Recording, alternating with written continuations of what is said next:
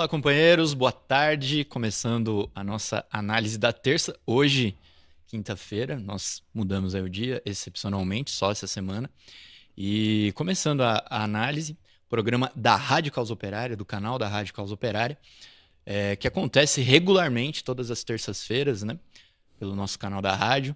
Então, você que está assistindo aqui a gente nessa quinta-feira, fica de olho, porque terça-feira que vem volta tudo ao normal pela Rádio Causa Operária, a análise da terça, né? E o programa Marxismo, que nós estamos excepcionalmente hoje também deixando de realizar para poder fazer o programa na Rádio Causa Operária, volta quinta-feira que vem, normalmente também no canal do PCO Oficial. Bom, companheiros, começando a análise, queria desejar boa tarde para todo mundo, boas-vindas, dizer para vocês contribuírem com a gente. Hoje estou aqui no lugar do companheiro Chico.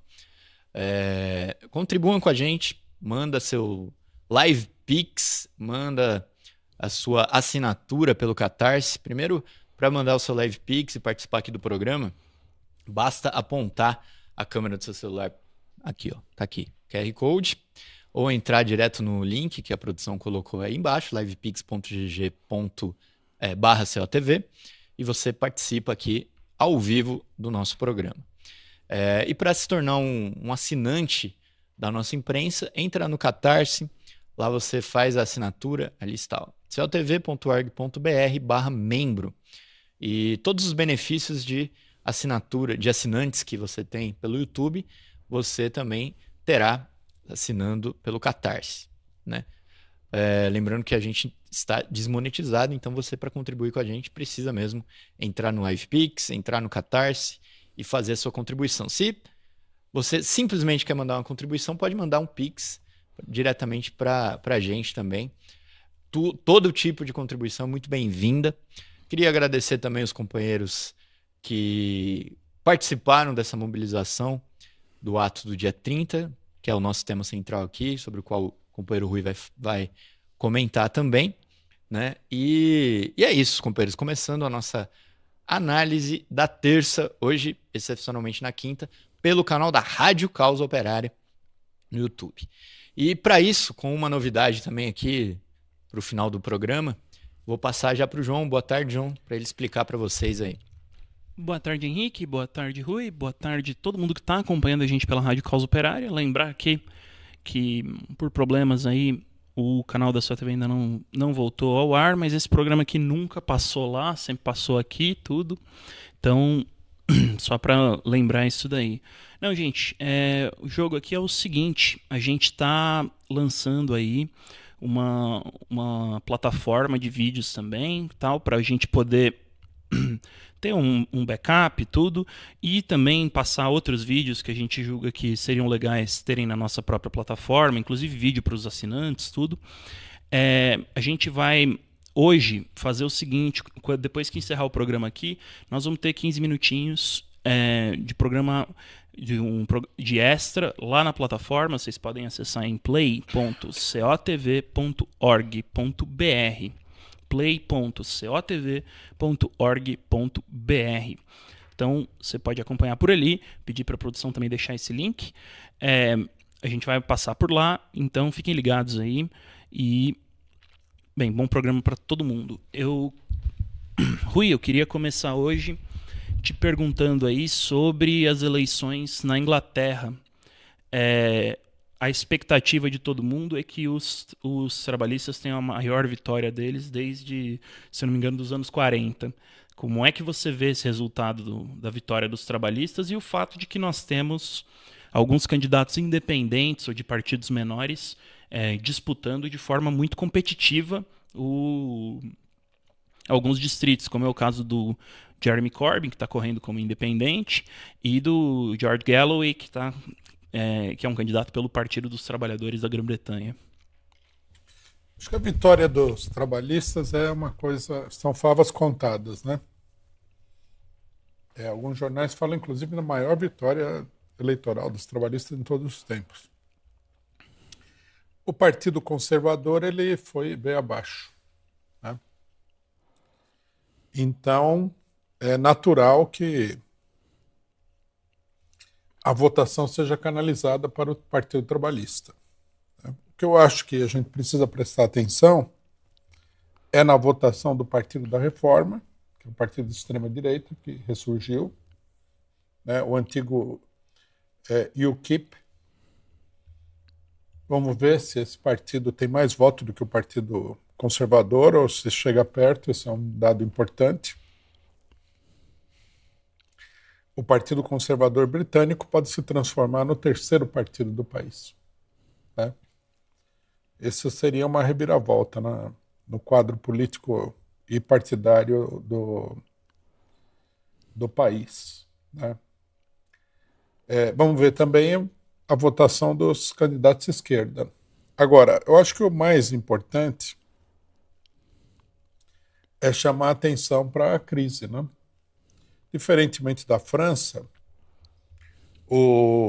a Inglaterra tem um partido que ele consegue, até certo ponto, canalizar a insatisfação eleitoral, que é o Partido Trabalhista, porque é um partido muito tradicional de esquerda, apesar de ser dirigido por uma verdadeira quadrilha de bandidos de direita, ligado aos sindicatos e tal, e de um modo geral, a esquerda, ela não rompe, né, com o Partido Trabalhista. É uma coisa parecida com o que acontece com o Partido Democrata norte-americano. Mas a crise é muito grande, né? Eu acho que o Partido Trabalhista no governo vai se esgotar rapidamente, né? E nós vamos caminhar para uma situação parecida com a situação da França, onde a social-democracia e os republicanos, que seria o equivalente do trabalhismo e do Partido Conservador, estão completamente liquidados, né? A social-democracia francesa tem o quê? Com sorte, vai eleger menos de um quarto, menos de um quinto dos deputados que serão eleitos pela França insubmissa. É uma desbarrancada total. E os republicanos também. É um desastre absoluto. Os dois maiores partidos do país é a França insubmissa e o reagrupamento nacional da Marine Le Pen. Eu acho que a Inglaterra está num momento prévio, né? A burguesia imperialista inglesa, ela preparou novamente o Partido Trabalhista para assumir o poder, realizou um expurgo gigantesco, expulsou aí muita gente de esquerda do partido, que é uma repetição ampliada, muito ampliada, do que fez o Tony Blair quase 3 décadas atrás, né? Quando ele lançou o chamado Novo Trabalhismo, né? New Labour. Então, eu acho que é a tentativa final de manter o quadro partidário inglês. Mas, na minha opinião, esse quadro partidário não vai se sustentar, ele vai vir abaixo. Mais rapidamente do que veio o Macron abaixo. Porque o Macron está no segundo mandato, né? Eu acho que o Partido Trabalhista não vai dar conta da situação econômica, não vai dar conta dos problemas internacionais. E isso daí coloca como possibilidade, uma possibilidade muito importante, a construção de um partido operário renovado, né? Que não tenha nada a ver com a política imperialista do Partido Trabalhista. Vai depender muito da esquerda. A esquerda britânica está um pouco atordoada, né? Eles não conseguiram lançar palavras de ordem que... O problema, na realidade, é o seguinte: eles têm medo de romper com o Partido Trabalhista definitivamente. Eles têm medo como é que se diz? Da estrutura política do Partido Trabalhista.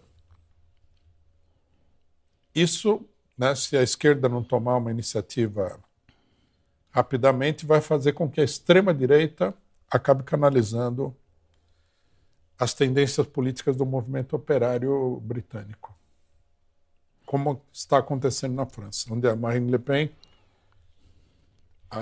é o partido mais votado entre os operários franceses. Como é que você vê aí a situação do Jeremy Corbyn, né? Ele foi expulso do Partido Trabalhista e agora ele está disputando a eleição como independente e todas as pesquisas dizem que vai ser uma eleição taco a taco. Inclusive porque a força partidária do Partido Trabalhista é muito grande. Então ele está disputando contra toda a máquina numa eleição basicamente de voluntários, né? Lembrando que os candidatos independentes têm até limite de gastos, tudo, é uma situação muito difícil. Mas é possível aí que ele faça história porque, se eu não me engano, na história do Reino Unido só tiveram 3 parlamentares independentes em toda a história. Tiveram partidos menores, tudo, mas independentes apenas 3. Como é que você vê essa situação? Eu acho que o Corbyn ele tem uma lacuna que é esse problema. Ele não tem ele não aponta para uma perspectiva política. Então ele concorre como independente, tudo bem, tá certo. É o que ele teria que fazer. Mas e aí? Ele vai ficar como independente? O que ele quer? Onde é que ele quer chegar? Esse é o problema. Minha opinião,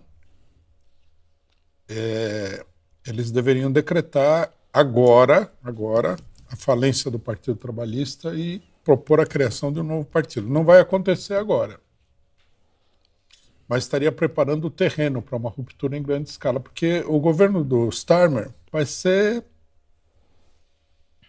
Esse cidadão aí, ele é pior do que o Tony Blair. Tony Blair, quando saiu aí, era uma figura maldita. É até hoje, né? Uma figura maldita.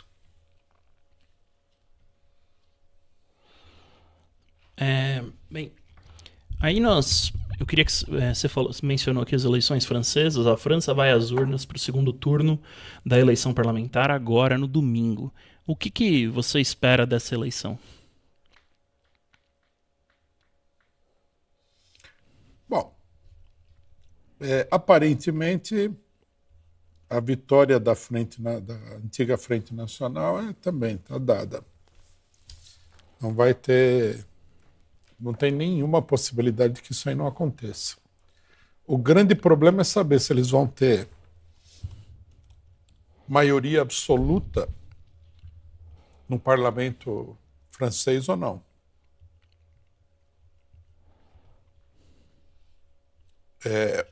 E se eles não tiverem maioria absoluta, também é uma incógnita o que é que vai acontecer, né? O partido do Macron falou que não existe o Macron, né? Falou que não existe a menor possibilidade de um governo de coalizão com a esquerda. A esquerda está aí para ter 28%, talvez tenha um pouco mais na eleição. Dentro da esquerda, o Partido Socialista é minoritário. Quando ele fala que ele não quer colisão com a esquerda, ele está falando da França insubmissa, né? Que vai ter a maioria dos deputados da esquerda. Vai ser a segunda maior bancada no parlamento francês. Então é meio nebuloso o que eles vão fazer, né? Se a Marine Le Pen não tiver, dentro da esquerda, não tiver uma maioria absoluta. A Marine Le Pen declarou que se ela não tiver maioria absoluta, não vai governar. Só vai governar se tiver maioria absoluta. Chega na hora H, as pessoas mudam de opinião, mas é um quadro muito nebuloso, né? As pesquisas dão 37% para a Frente Nacional, embora haja uma tendência séria a votação deles ser maior, deles terem mais de 40% no parlamento francês. É uma crise muito grande. Os partidos tradicionais da burguesia...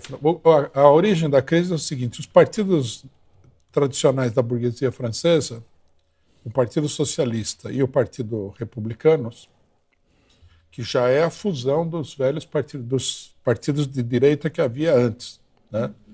O Partido Gaullista, o Partido Conservador e tal. Eles se esgotaram completamente. Esse é o problema. Como é que você vai administrar o Estado sem partidos? Se eles conseguissem, né, domar o Mélenchon, esse seria uma alternativa, mas isso aí não está com cara de que vai acontecer, não. Os ataques da burguesia contra a esquerda, contra o Mélenchon, são mais incisivos do que contra a direita. O Figaro tirou um editorial onde ele fala o seguinte, que o programa do RN, da Le Pen, apresenta inconvenientes. Mas a esquerda é inadmissível, que é antissemita, que não sei o quê, que o ódio de classe, essa coisa toda. O problema é que a burguesia tem mais medo da esquerda do que da direita. Nesse momento está claro isso na França. Inclusive é um alerta para os brasileiros, né? Os esquerdistas brasileiros que têm a ideia de que a saída é um acordo com a burguesia, né? A burguesia tem mais medo da esquerda do que da direita. E não é uma esquerda assim também tão revolucionária, é uma esquerda mais retórica do que qualquer outra coisa. Por que eles têm medo dessa esquerda? Eles têm medo porque a esquerda pode levar a uma crise política muito grande. Um choque das massas, que tem uma radicalização na França, com o regime político, né? É interessante notar também que algumas pessoas já colocaram o problema. Isso aqui é uma crise do governo ou uma crise do regime político? Significa que a burguesia está pensando que, para governar a França, vai precisar alterar a Constituição da Quinta República, né? Que já é bem direitista. É tudo muito confuso. Eu acho que a esquerda não vai governar, tem a menor possibilidade. É possível que a RN governe, mas precisaria ser colocada aí sob controle, ter um pacto com eles, né?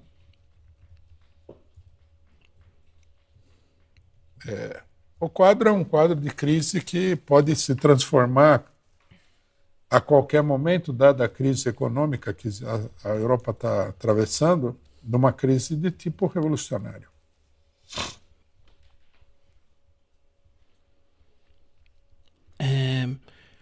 Bem, nós temos aí, curiosamente, nós estamos com várias eleições em países muito importantes no mundo, né? Eu queria te perguntar sobre a eleição nos Estados Unidos, né? O The Economist publicou hoje a capa da sua revista da semana, que mostra um andador com o símbolo da presidência dos Estados Unidos. E eles argumentam o seguinte, que o Biden precisa renunciar de qualquer forma, porque senão a situação seria desastrosa. Ele diz ainda que os americanos estariam entre o incapaz e o inominável. Como é que você vê essa situação e a exigência de que ele renuncie às vésperas da eleição, um fato que seria inédito na história americana, e o fato de que ele não quer renunciar de jeito nenhum? É complicado, né, a situação do imperialismo norte-americano.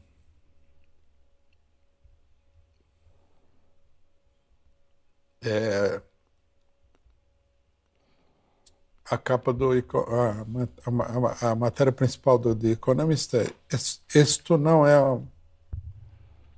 uma maneira de dirigir um país, né? Quer dizer, eles consideram que o Partido Democrata ele é mais problema do que solução para a crise que eles estão atravessando. Mas o que eles vão? O que eles vão fazer? Essa cartada da substituição do Biden é uma cartada desesperada.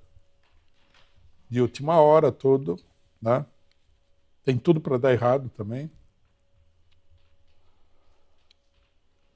Porque, vamos entender, eles substituem o Biden. Coloca lá Michelle Obama, já cogitaram, a Kamala Harris. Aí, vamos supor que uma dessas duas aí ganha a eleição. É a crise nos Estados Unidos. Os apoiadores do Trump, a direita norte-americana, vai aceitar isso aí de maneira nenhuma. Um candidato pangaré entrar na corrida no último minuto e ganhar. Mas eu acho que é por aí que eles estão pensando em ir. Põe um outro candidato, fala que é uma pessoa muito popular.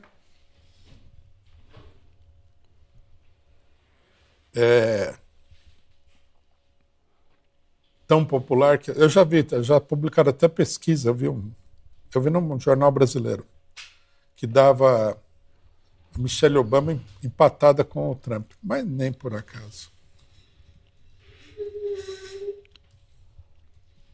Quer dizer, não tem muito... O pior cenário eleitoral é dos Estados Unidos.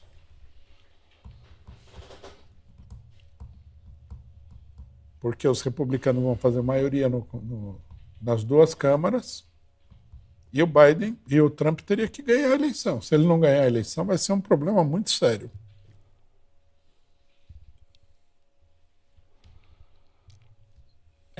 Aí eu te pergunto, a Suprema Corte dos Estados Unidos tomou duas decisões aqui que impactam de forma decisiva o resultado dos processos contra o Trump. Inclusive uma decisão meio inédita também, que estabelece uma imunidade relativa dos presidentes e ex-presidentes, o que poderia anular as condenações do Trump criminais que ele tem. Como é que você vê essa mudança de posição da Suprema Corte? Não acho que é uma mudança de posição.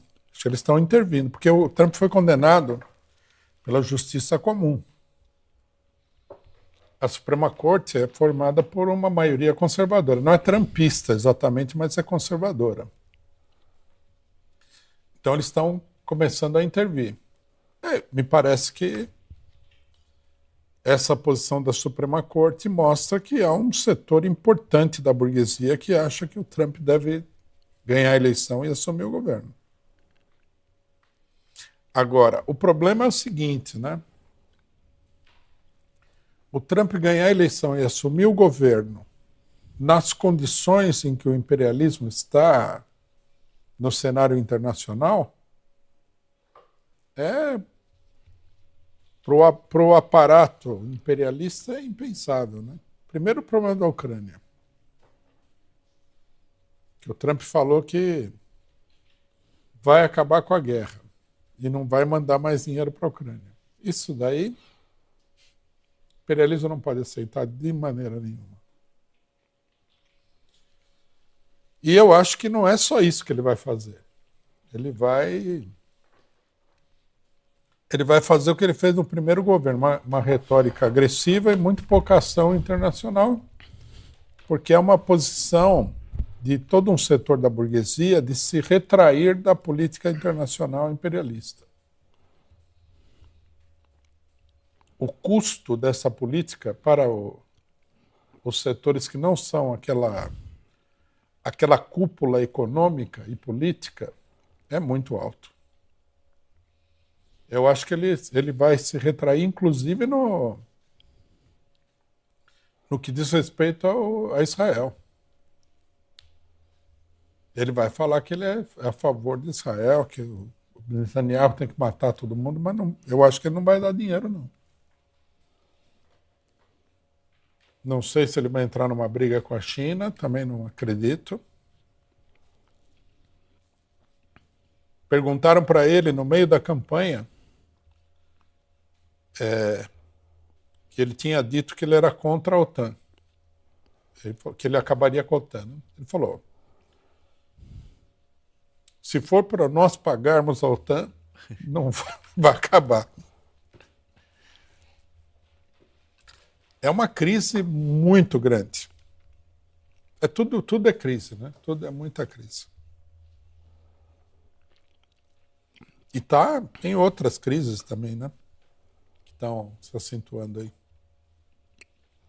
Na Europa, a maioria dos países, depois da vitória da Frente Nacional, nós temos um quadro que é um quadro de ascenso da extrema-direita.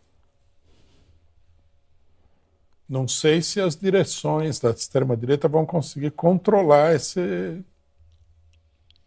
fenômeno, né? Por exemplo, o Le Monde hoje tem como matéria principal, uma matéria muito interessante,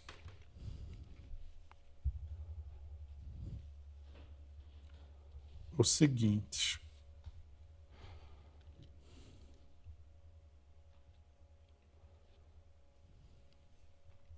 eles falam o seguinte, que em contraste com a política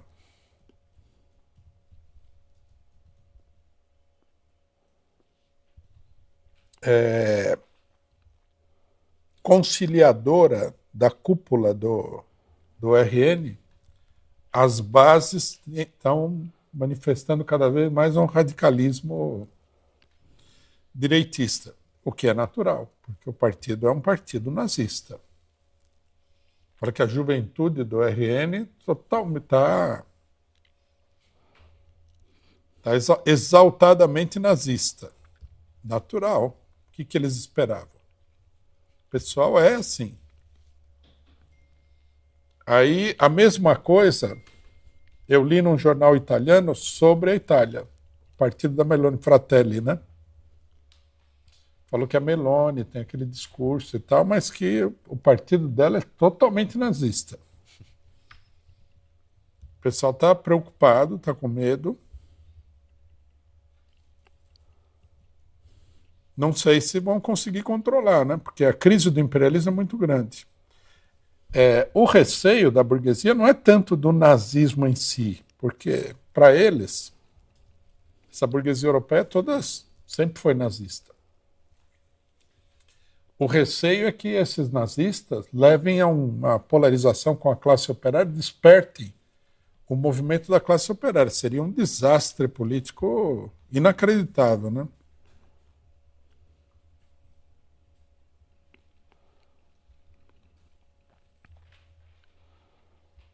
Falando, a manchete do Le Monde é a seguinte: no RN, uma tomada de distância. Como é que a gente poderia traduzir isso aqui? Com um truque de ótica, quer dizer, a tomada de distância seria só uma aparência, né? Com a radicalização.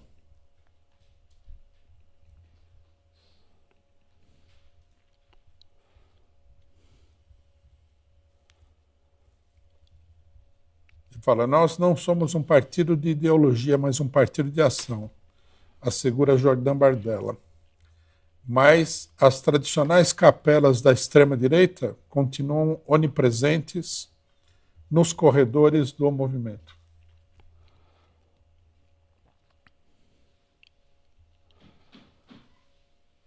Henrique, vou levantar a bola para você. Você esteve aí fora do país, foi no Foro de São Paulo e muita coisa interessante aconteceu em termos de América Latina. O que você gostaria de perguntar para o Rui desses acontecimentos? Eu acho que eu vejo 3 coisas aqui interessantes para a gente comentar, né? Aí vamos uma de cada vez.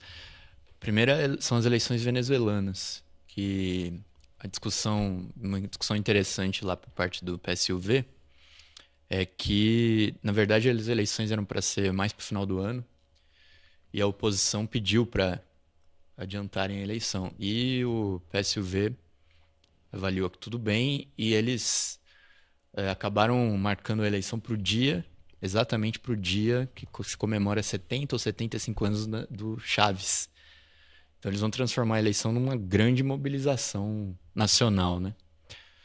E a pessoa que estava lá representando o PSUV até meio que riu, né, um pouco assim, mostrando que a oposição não sabe de nada.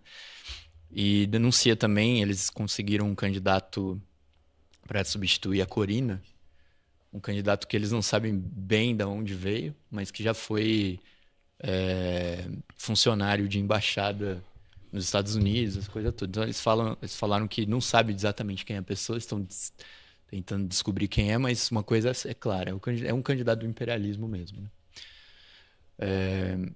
Essa questão das eleições da Venezuela, como é que a gente vê? Tá fácil para o governo Maduro ou a gente pode esperar uma ofensiva do imperialismo aí? O imperialismo eu acho que a política do imperialismo na Venezuela é tentar desacreditar a eleição, não ganhar. Ganhar acho muito difícil.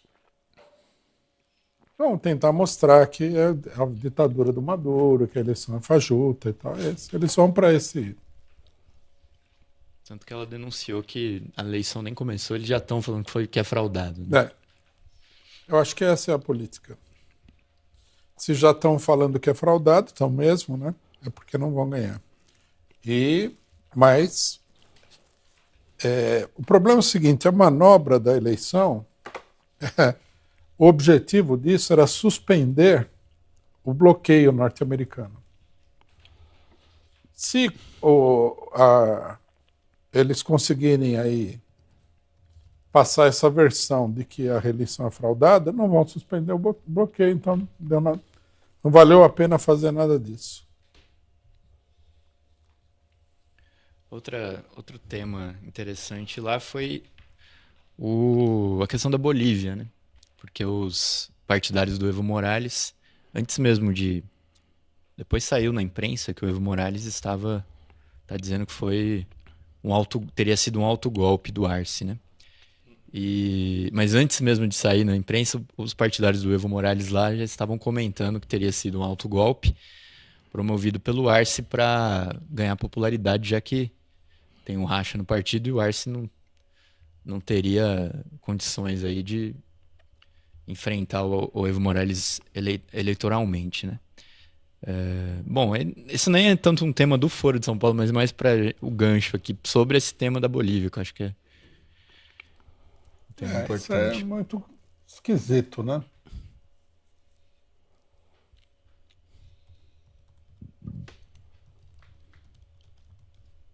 Eu não sei exatamente o que aconteceu. Não sei se o que o Evo Morales fala deve ser tomado ao pé da letra, né?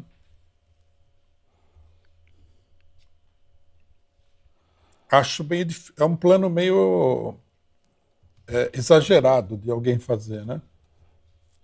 Planejar um golpe contra si mesmo. Até porque você faz um negócio desse e o negócio explode na sua cara. Ninguém sabe. Se você coloca as tropas na rua, você não vai, logicamente, combinar com todo mundo. Tem que ter pouquíssima gente nessa conspiração. Na hora que você vai recuar, uma parte do pessoal não vai recuar. Então, é uma coisa meio estranha, né?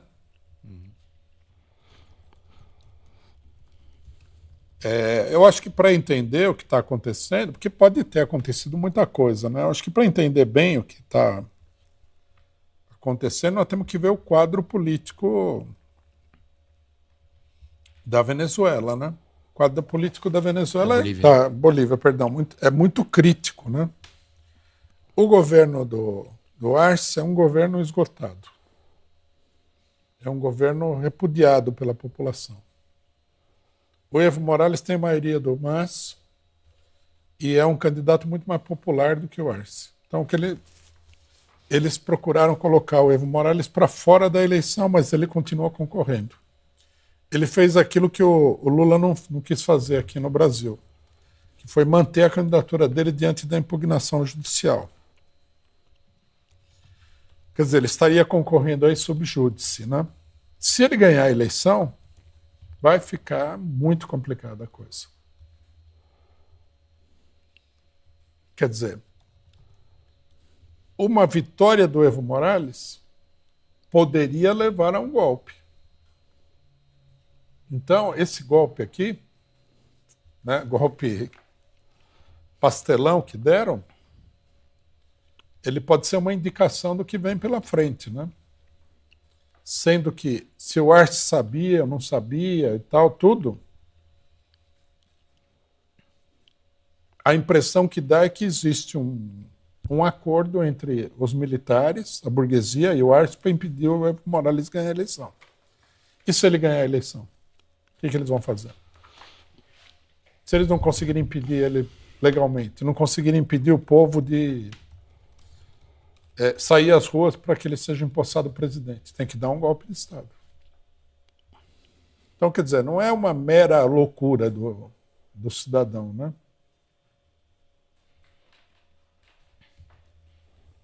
Bom, e a outra coisa é sobre Honduras mesmo, relatar um pouco o que a gente viu lá, né?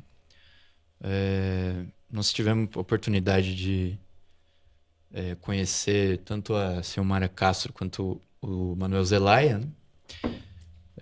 Rapidamente, óbvio, mas tivemos essa oportunidade com a delegação que esteve lá. E eles organizaram, coincidiu o encontro do foro e da CELAC Social ser na comemoração dos 15 anos do golpe de Estado em 2009. E é interessante porque a impressão que me deu é que, primeiro, conversando também com o pessoal, é que há uma polarização no país grande, como no Brasil. Inclusive, teve um ato da direita aos arredores do encontro, né? A TV, os canais de TV são como no Brasil, ficam atacando o governo, deu para perceber isso também. Mas, ao mesmo tempo, o Partido Libre, que é o partido do Zelaya e da Xiomara Castro, criou um canal próprio, né? Um canal aberto próprio, e tem um jornal, chamou esse ato, que era um ato, embora um ato relativamente controlado, foi um ato com cerca de 3 mil pessoas, num ginásio, para lembrar os 15 anos do golpe, e a retórica deles, como se diz, falando em revolução, socialismo, bem ao estilo, me parece ao estilo do PSUV da Venezuela, né? Eles tentam... sem o mesmo poder. Sem o mesmo poder, né? E eu queria que também você comentasse um pouco sobre essa questão do golpe em Honduras, porque uma coisa interessante também, né? Eu estava assistindo esse canal deles e estavam falando dos 15 anos do golpe.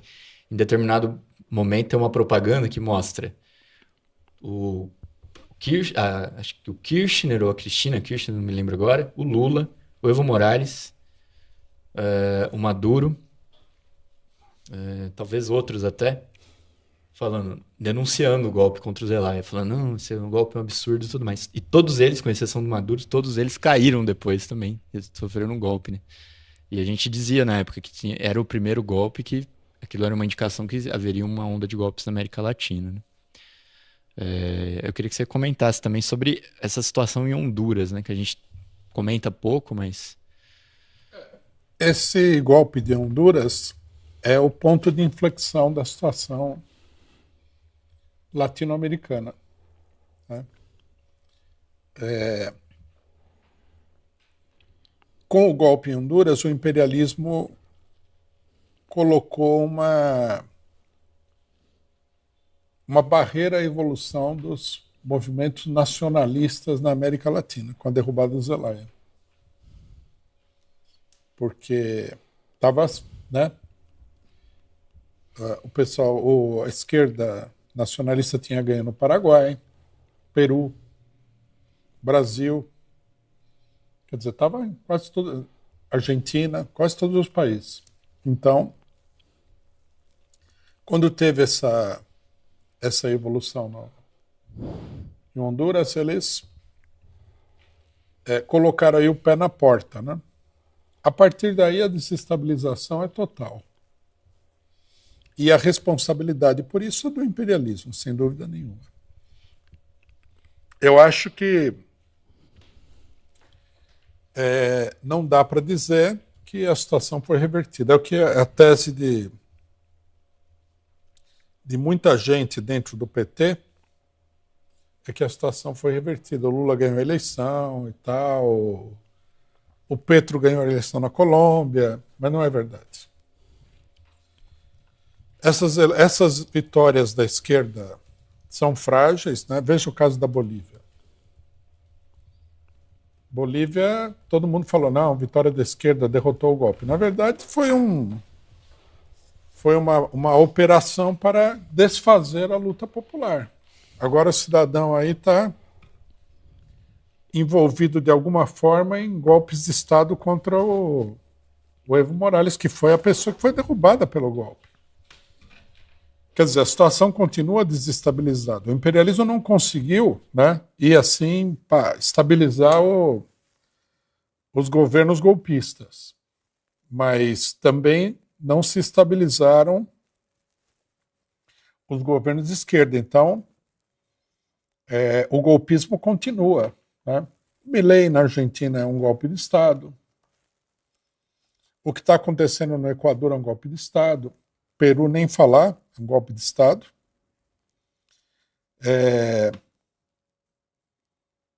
No Chile, manobraram com a mobilização popular, elegeram um candidato esquerdista, que na verdade é um candidato direitista, né? No Uruguai, a esquerda, que é muito moderada, a esquerda da Frente Ampla uruguaia, não voltou ao poder.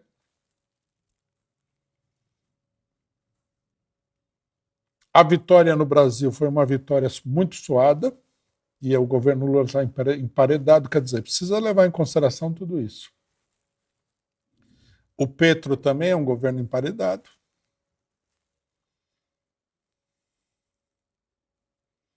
É uma situação crítica. Curiosamente, a melhor situação é em Honduras, justamente. Mas aí também é que a gente não tem uma informação muito precisa do que está acontecendo lá, né? Se eles vão conseguir manter essa situação. Tem algumas perguntas internacionais que a gente poderia... Vamos mandar que eu queria entrar na política nacional. Manda as perguntas aí. Bom, Centopeia Humana mandou um live pix. Rui, os trabalhistas britânicos são um partido de esquerda ou social-democrata? Bom, os partidos social-democratas são partidos de esquerda, só que são partidos de esquerda totalmente dominados pelo imperialismo, né? É o caso do Partido Trabalhista. Por que a gente não deve falar que é um partido de direita? Porque o trabalhismo, o caso do trabalhismo particularmente é ruim, se falar que isso não é um partido de esquerda, porque o trabalhismo ele congrega a esmagadora maioria da classe operária britânica, dos sindicatos britânicos, tudo. Você vai falar que é um partido de direita, então os sindicatos estão dentro de um partido de direita. É a confusão tradicional, né, da social-democracia, que é um aparato imperialista que controla a classe operária do seu país, né? Agora, seria preciso romper com o trabalhismo. Acho que isso daí já está mais do que maduro, essa política da necessidade de romper, né? Um live pix anônimo. Rui, Jeremy Corbyn foi derrubado do Partido Trabalhista pelo lobby sionista. Pergunta? Entre outros, né? O sionismo com certeza atacou muito ele. Corbyn foi a pessoa que levou o Hamas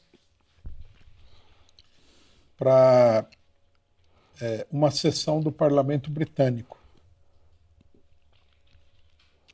para mostrar para o pessoal que era o Hamas e tal. Meio, né? É parecido com o que a gente está fazendo no Brasil, né? Eu imagino que o cardiologista do Congresso britânico tenha tido muito serviço muito nesse serviço, dia. O cardiologista, o homem que entregava água, né? O Álvaro Faria pergunta: ouvi dizer que na Venezuela a população não paga água nem energia elétrica. É fato? Se sim, quero viver agora nessa ditadura terrível. É possível.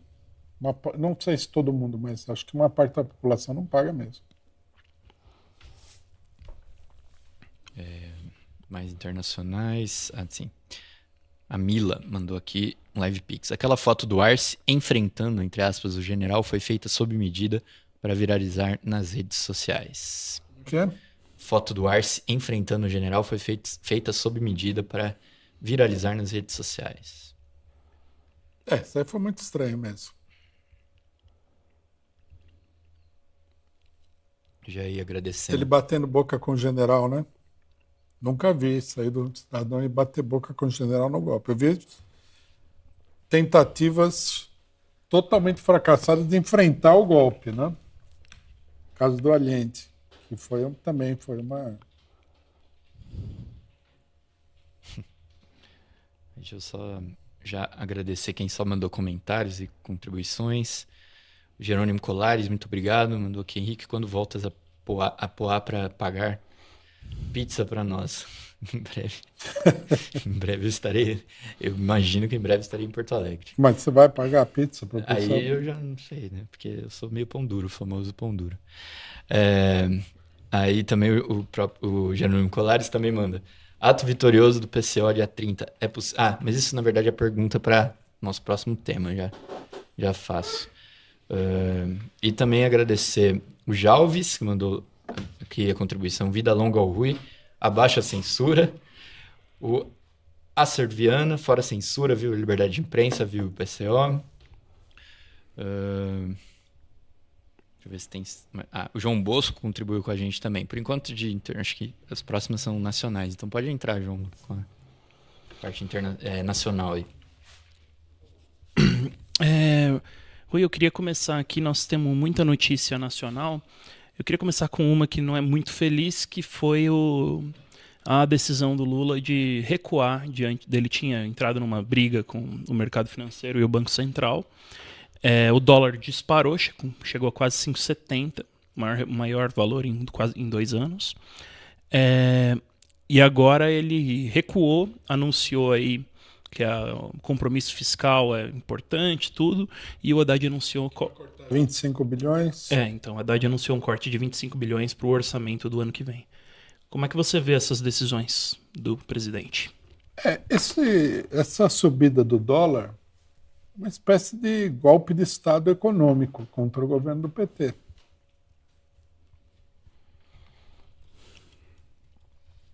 É importante a gente ver isso porque você nunca tem um governo que é derrubado sem que haja manifestações anteriores, né? Mas meio que a burguesia colocou o governo em xeque. Se o governo tivesse fincado o pé, eles iriam desvalorizar a moeda nacional ainda mais. Quer dizer, é uma política de desestabilização do governo. É uma espécie de golpe de Estado. Não é um verdadeiro golpe de Estado, mas digamos assim, é indicativo de uma política golpista. Aí o Lula recuou, né? Recuou e falou que vai cortar os 25 bilhões e papapá. Se essa for a política do Lula, só isso, o governo vai se ver numa situação muito delicada. Porque ele vai se transformar em refém do mercado financeiro. E o mercado financeiro vai exigir mais. Ele não vai conseguir indicar o presidente do Banco Central como ele quer. O governo pode até cair, essa que é a verdade. É uma crise muito grave. O mercado financeiro, alguns economistas já dizem que o corte de 25 bilhões é insuficiente. Recuar não é uma política. Pode ser uma manobra temporária para ganhar tempo, vamos supor. Mas se isso daí for a política do PT, o governo está em maus lençóis.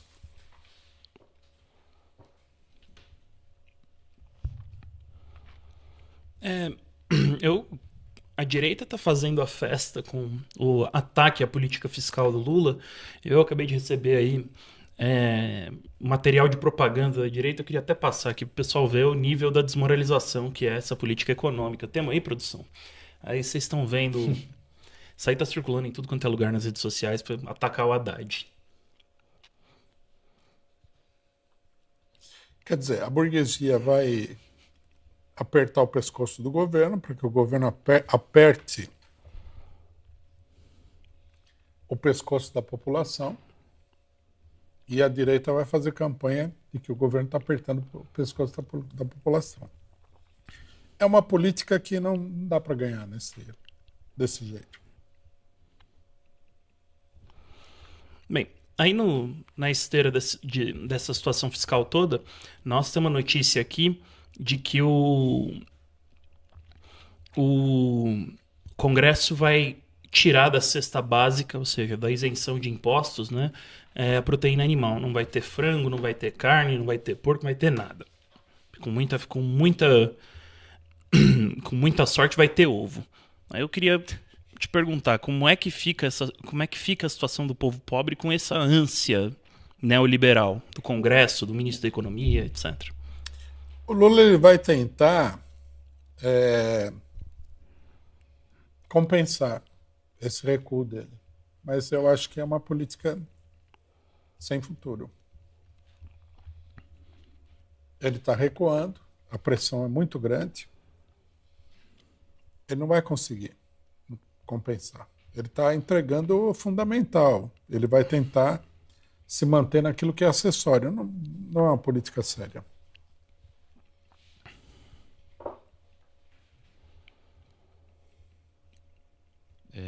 João, posso fazer mais uma Manda. pergunta que tem a ver com isso? Jerônimo Colares pergunta: ontem PT ciscava sobre Campos Neto. Fim da noite, abraçaram Campos Neto. Corte de 25 bi. Como fica? Um pouco já foi comentado, né? Derrota, recuo do governo. Uma capitulação, logicamente, diante da pressão.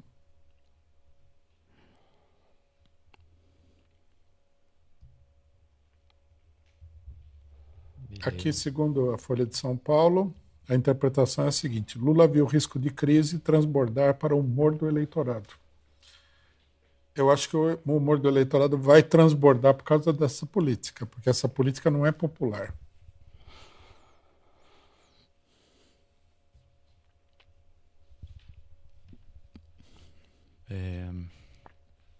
Bom, João, aqui sobre esse tema especificamente não temos mais nada. Aí nós temos uma discussão importante sobre a tática eleitoral aqui do PT. Estão apoiando Guilherme Boulos em São Paulo, e o Boulos ele está fazendo jus aí a uma candidatura de direita. Ele anunciou a incrível, a gente tem até um live pic sobre isso, ele anunciou que o responsável pela política de segurança pública dele vai ser um ex-comandante da Rota. Aí eu queria te perguntar, como é que fica essa situação aí?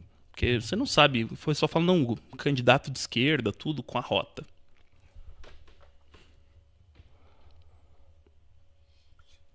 Meio que, né, a confissão do réu dispensa as provas da acusação. Comandante da Rota é um terrorista. Esse é um esquadrão de extermínio, todo mundo sabe disso.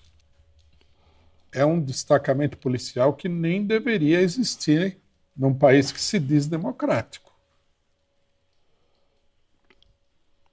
Agora, um candidato de esquerda colocar na segurança pública um comandante da Rota, quer dizer, já... Primeiro é uma demonstração de desespero, né? Porque o Nunes colocou um comandante da Rota também, como vice. Aí eu acho que a turma do Boulos olhou e falou, nossa, e agora? Aí colocaram o outro comandante da Rota. É uma competição para ver quem que tem o... Precisa ver quem que é responsável pelo maior número de mortes da população, dos dois, né? Esse daqui é um direitista. Ninguém vai falar que tem comandante da Rota de esquerda, né?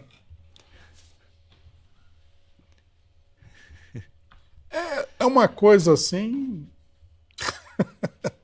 é difícil até de criticar, né? O interessante é o seguinte, a campanha do Boulos descreveu o coronel da Rota como defensor da vida e dos direitos humanos. Seria um primeiro. É. Seria algo inédito para a Rota. É, o defensor da vida, que ele é contra o aborto, e defensor de direitos humanos para humanos direitos. Deve ser isso. Deve ser É isso. importante falar que ele foi comandante da rota durante o massacre de Osasco e Barueri, né? Ah, tá. Imagino que seja um massacre que respeitava os direitos humanos. E a vida. E a vida, principalmente a vida. Que matou, a rota teria matado 19 pessoas. Aconselho até o pessoal. Isso daí, assim, pontos salientes da trajetória dele, porque a rota mata um monte de gente o tempo todo em São Paulo, né? Ó, a Gazeta do Povo, isso aqui é engraçado. A Gazeta do Povo, que é um jornal de direita, fala o seguinte, que ele saiu ele era da Secretaria de Segurança Pública do Alckmin, e ele teria saído. Então eles falam, a saída de Gasparian, entretanto, teria sido motivada pelas chacinas de Osasco e Barueri, na Grande São Paulo, ocorridas em agosto daquele ano, quando 17 pessoas foram assassinadas. Entre os suspeitos estavam policiais militares, incluindo Fabrício Manuel Eleutério, que era da rota.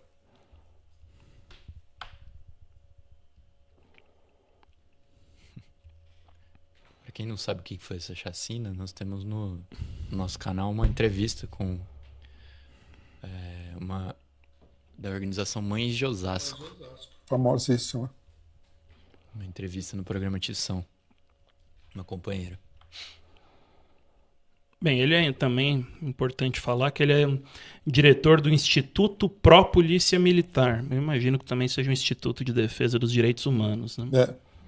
Ele foi coordenador operacional do Comando Geral da PM de São Paulo. Quer dizer,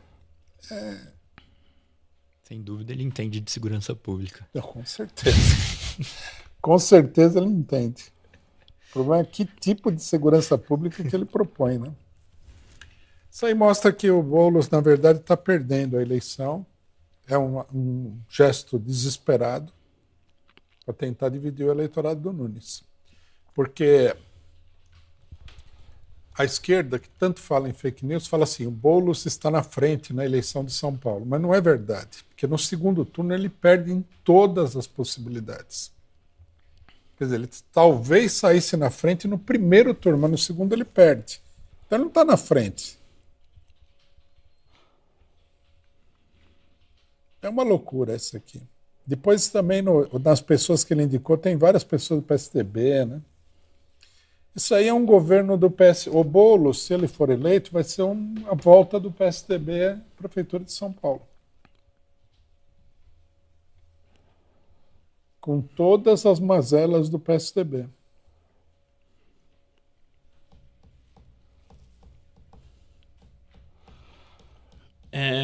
Ainda sobre essa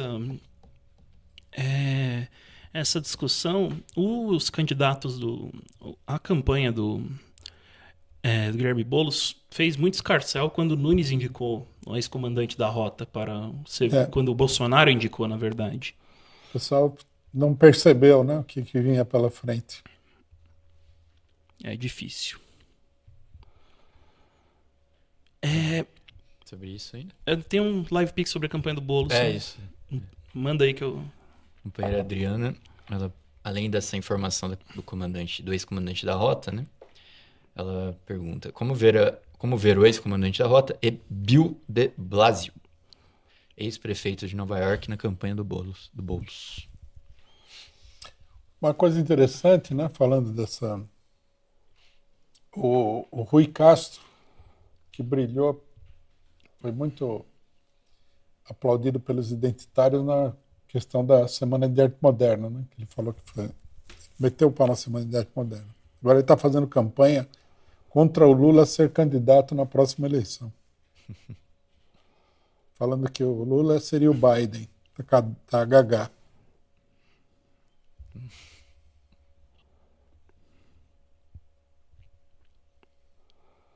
Então tem que ser o Boulos, né? Bom, mas a Adriana pergunta isso, sobre o ex-prefeito de Nova York também na campanha do Boulos. Como ver não esse... vi isso aí. É um ex-prefeito de Nova York, do Partido Democrata, veio ao Brasil e falou exatamente o seguinte. Importante passar aqui a ficha corrida do cidadão. Ele esteve em Israel em 2019 e apoiou aí a iniciativa do governo americano de apoiar a Ucrânia na guerra contra a Rússia. E, portanto, apoia Israel também, né? Ah, não, com certeza. Ele diz o seguinte, né? Ele falou primeiro sobre a Thalíria Petroni do PSOL, falou: vocês têm uma oportunidade incrível de ter uma líder que mudará muitas coisas para melhor. Thalíria Petroni é essa líder. Ela fará as mesmas coisas que fizemos em Nova York. E aí ele falou o seguinte: eu fui líder de uma das maiores cidades do mundo e sei o que precisa ter um líder para lidar com essa complexidade e esse desafio. Posso dizer, Boulos tem de ser o prefeito na próxima eleição. Curiosamente, ele apoiou 2 candidatos do PSOL, né? Bom, isso aí confirma, né? É o candidato do PSDB. O PSOL ele está se transformando no novo PSDB. Uma nova encarnação do PSDB. Identitário, vai ser neoliberal, agora já é repressivo também. Todo mundo fala, né, que o Boulos está apoiado pela Faria Lima, o que mostra que foi um erro grave do PT apoiar o Boulos para o prefeito. Então, vendendo gato por lebre. E confirma tudo aquilo que a gente falou do Boulos anteriormente. Você não falou que ele estava envolvido com o imperialismo, as ONGs, e não sei o que lá, não sei o que lá? Bom, e agora? E o pessoal que vivia de xingar o PCO?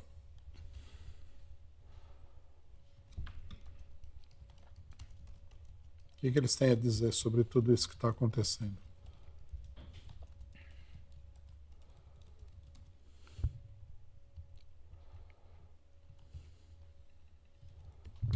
Bom, João, o que nós temos? Podemos ir para outro assunto? Vamos mandando perguntas. Tem perguntas? Eu tenho mais uma coisa aqui, mas... Eu tenho também como que se diz? A sessão identitária do programa também. Ah, então vamos lá, vai, que tem... Isso aí vai ser bom. Sessão identitarismo? Bom, Rui, a gente discutiu aqui no ano passado bastante a montagem da peça O Guarani, do Carlos Gomes, no Teatro Municipal, né? E nessa terça teve a última apresentação de mais uma peça brasileira, do Francisco Mignoni, pelo mesmo Teatro Municipal. E parece que, novamente, parece não, eu estive lá, né? E novamente, em nome da luta contra, aspas, a elite paulista, parece que a elite paulista do teatro, que controla o Teatro Municipal, né? Novamente vandalizou uma obra brasileira. Parece que eles têm predileção especificamente contra as obras brasileiras, né? E aí fizeram uma versão da ópera, a ópera é em italiano e traduziram para o português. Bom, só para resumir, acho que mais, para não ficar entrando nas questões mais artísticas da coisa, mas a ópera começa com uma advertência, né? Como a gente tem ido, se você vai na Pinacoteca ou no Museu do Ipiranga, você tem lá o quadro, e embaixo eles colocam agora uma advertência identitária, né, sobre o quadro. Esse quadro foi elementos que podem ser racistas, ofensivos, né? Tem todos os quadros agora, né, na Pinacoteca e no Museu do Ipiranga, essa advertênciazinha. E a ópera faz a mesma coisa, começa com uma advertência. Eles colocaram um rapaz tocando um violão para falar que o herói da peça era um herói segundo o Mignoni, mas na verdade ele era rico, então ele não era tão herói assim, porque ele também tinha escravos, etc. Porque a peça se passa no século XVIII e é um contratador de diamantes que se revolta contra a coroa portuguesa. Então eles fazem essa advertência inicial aí antes de começar e também sobra para o próprio Mignoni, que Segundo o rapaz lá, porque como o Mignone, antes de fazer a ópera, ele frequentava as rodas de choro em São Paulo, ele tinha um nome artístico que era Chico Bororó. E segundo a versão do cara que apresentava a ópera, ele pôs esse nome para disfarçar a origem elitista dele. Que na verdade eu fui ler rapidamente sobre Francisco Mignone, ele era só um filho de imigrante, de um músico italiano, imigrante no Brasil. Então, tem nada de elite, assim, grande elitista, para ter a ponto de querer disfarçar o nome. Mas é isso, queria que você comentasse essa questão. Por que eles têm. A gente sabe que os identitários têm feito coisas assim com tudo, né? Mas parece que quando se trata de óperas brasileiras, quando o assunto é Brasil, parece que a coisa fica pior, né? Política identitária, eles querem mudar a história do mundo. Eles querem reescrever a história do mundo. Eles não querem defender a posição deles. Eles querem usar a autoridade política, o poder político, para mudar as coisas, de acordo com a ideologia deles. Por isso que a gente vê esse tipo de coisa. Um quadro que foi pintado no século XIX, precisa ter aviso, quadro do século XIX. É também tratar a população como se todo mundo fosse um bando de idiotas. Olha, você não está vendo aqui que isso aqui é racista e tal. Bom, eu acho que a predileção... no Brasil, a predileção é pelos brasileiros, né? Mas fora do Brasil também tem isso aí. É que se você for pegar uma ópera bem estabelecida e fazer isso, não vai pegar bem. É difícil. Os críticos vão cair de pau, vão falar que é tudo uma besteira e tal. Mas isso aí, Francisco Mignone, quem que vai sair na defesa do Francisco Mignone? Eu acho que isso daí é puro vandalismo cultural. A pessoa tem uma posição, muito bem. Faz uma ópera, ela, com a posição dela. Escreve um poema, faz uma peça de teatro. Mas isso daí não é o esquema do identitarismo. O esquema do identitarismo é pegar a história e reescrever. Essa que é a ideia-chave deles. Eu tenho assinatura do municipal, mas eu senti... Você foi na terça, né? Que não ia... Não fui. Não fui... Perdi o dinheiro, mas não perdi a viagem.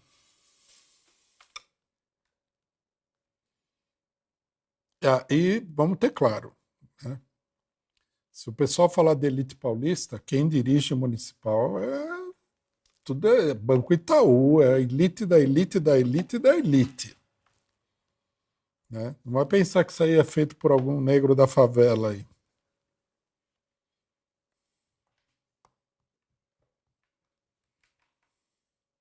Bom, por falar em história, né? Nós temos aniversário dos 200 anos da Confederação do Equador.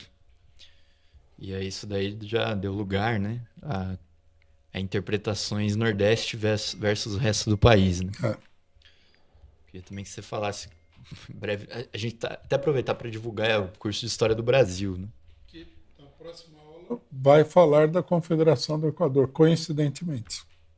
Então, até aproveitando, podemos falar rapidamente aqui para polemizar, mas você que já está inscrito no curso de História do Brasil, mas se você não estiver, se inscreva na Unimarxista, universidademarxista.org.br, para assistir ao curso. A gente está no módulo 2 do curso, segunda parte, Império Tropical. Então, exatamente por coincidência, vamos tratar sobre essa questão da Confederação do Equador na próxima aula. Mas, Rui... Parece que a esquerda se aventurou a falar do assunto, né? Eu tenho uma matéria aqui, que é do jornal A Verdade, que diz 200 anos da Confederação do Equador, a força, a bravura e a resistência do povo. Opa, perdi aqui. Do povo nordestino, né? A tese central seria de que era uma revolta contra o, mal, a maldade, né, do Dom Pedro I. Essas são uma interpretação assim que, para dizer que é escolar, eu acho que seria até elogiar, porque são coisas meio estranhas que tem na matéria, como, por exemplo, falar que a venda, o escambo do pau-brasil foi o início do desmatamento do Brasil. As coisas assim meio esquisitas, né? Mas eu queria que você falasse, a Confederação do Equador, qual que foi o caráter dela? Revolucionário ou contraditório ou o quê?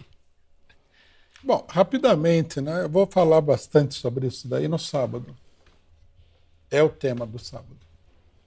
É um dos temas, né? Porque o curso de História do Brasil a gente encerrou na dissolução da Constituinte. Então, o próximo tema imediatamente é a Confederação do Equador. Sobre a Confederação do Equador, a gente tem que dizer duas coisas, né?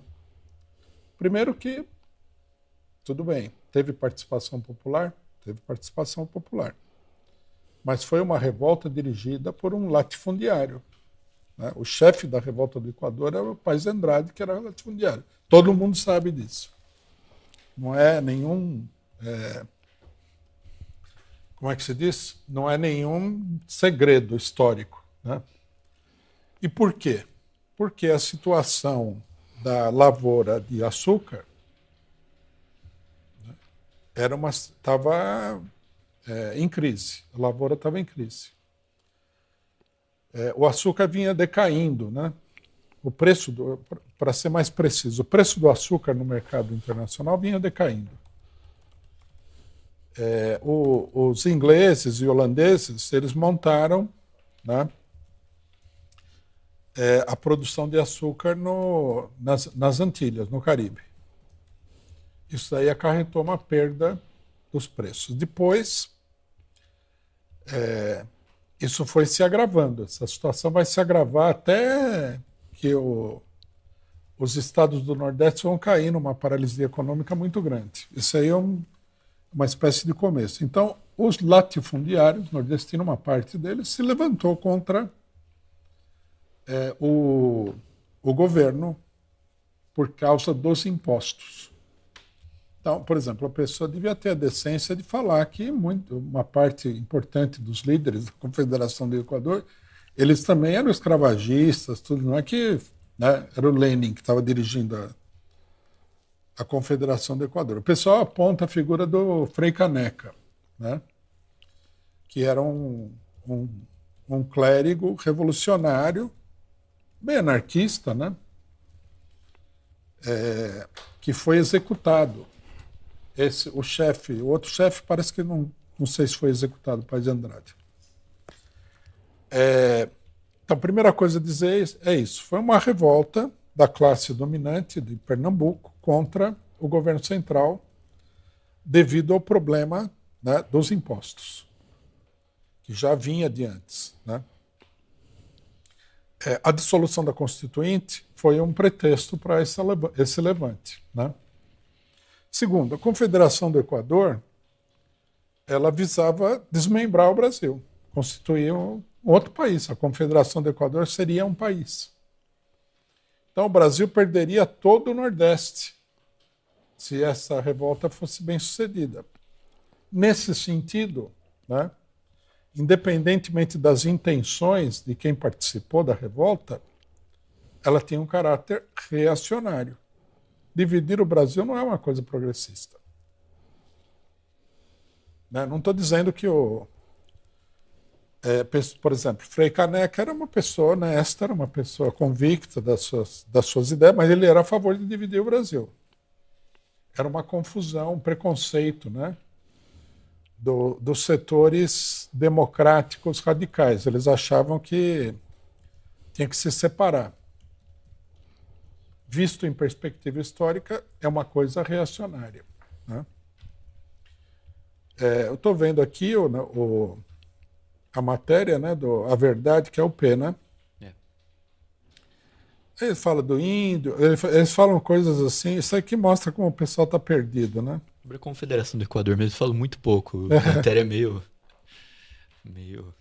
esquisita. Não, uma coisa que me chamou a atenção, né? Ele fala que os europeus capitaneados por Portugal, capitaneados não, foi Portugal que veio ao Brasil.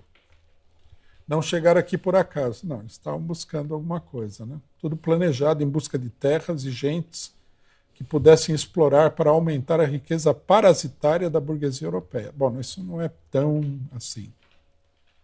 A terra não estava vazia, pedindo para ser ocupado, não trouxeram os invasores a civilização, nem a salvação. Trouxeram, sim, a barbárie e a condenação aos infernos. Bom, eles trouxeram a civilização moderna. Isso daí não é absurdo não reconhecer. Daí ele fala, e foi na região nordeste que a desgraça começou. Qual que é a desgraça?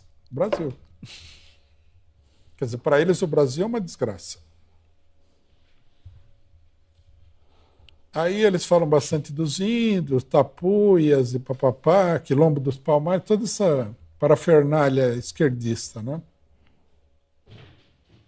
Daí falam, a independência, entre aspas, do Brasil. Independência, entre aspas? O Brasil não ficou independente de Portugal?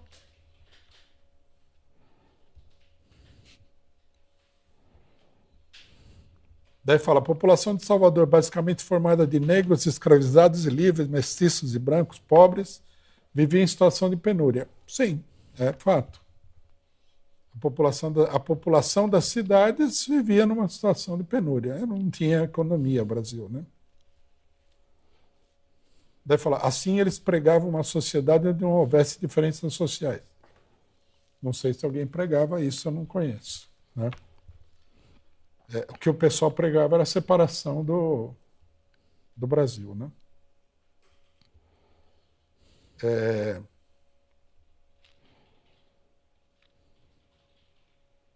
Ele fala assim, tinha como objetivo proclamar uma república independente com o nome de Confederação do Equador. Eles, na verdade, proclamaram, né?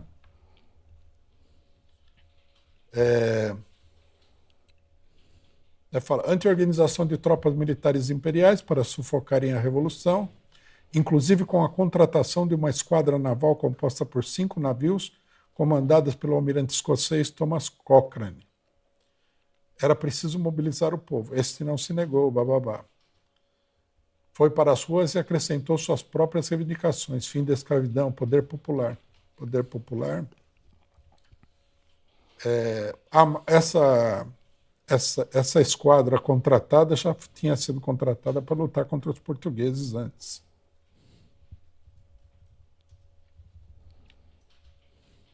É uma... né?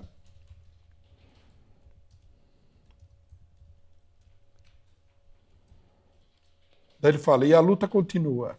E tantas lutas se seguiram. A opressão do Nordeste está relacionada com a dominação de classe imposta sobre o povo brasileiro.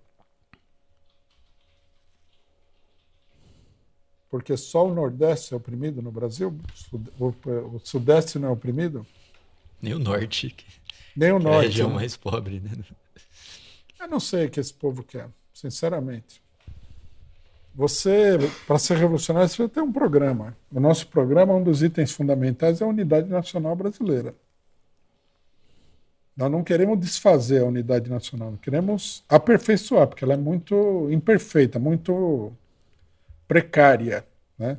Se o Brasil se dividir, isso aqui seria um desastre nacional sem precedentes.